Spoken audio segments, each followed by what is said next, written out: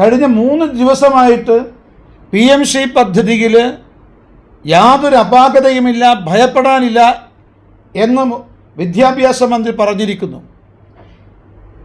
ഇന്ന് കാലത്ത് മുതൽ നരേന്ദ്രമോദി സർക്കാർ വിദ്യാഭ്യാസ നയത്തിൽ, NEP-യിൽ, ന്യൂ എഡ്യൂക്കേഷൻ പോളിസിയിൽ, അതുപോലെ PMC പദ്ധതിയിൽ യാതൊരു മാറ്റവും വരുത്തിയിട്ടില്ല.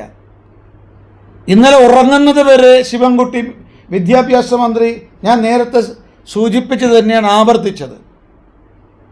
അപ്പോൾ ഇന്ന് ഈ PMC പദ്ധതിയിൽ നിന്ന് പിൻവാങ്ങുന്ന സമയത്ത് വിദ്യാഭ്യാസ മന്ത്രി പറയണം ഇപ്പോൾ PMC പദ്ധതിക്ക് എന്ത് തകരാറാണ് സംഭവിച്ചത് എന്ന്. ഇത് കേരളത്തിലെ പാവപ്പെട്ട കുട്ടികളുടെയും രക്ഷിതാക്കന്മാരുടെയും ജനങ്ങളുടെയും രാഷ്ട്രീയ ബോധത്തെ പിണറായി സർക്കാർ വെല്ലുവിളിക്കുകയാണ് എന്നാണ് BJPയുടെ അഭിപ്രായം.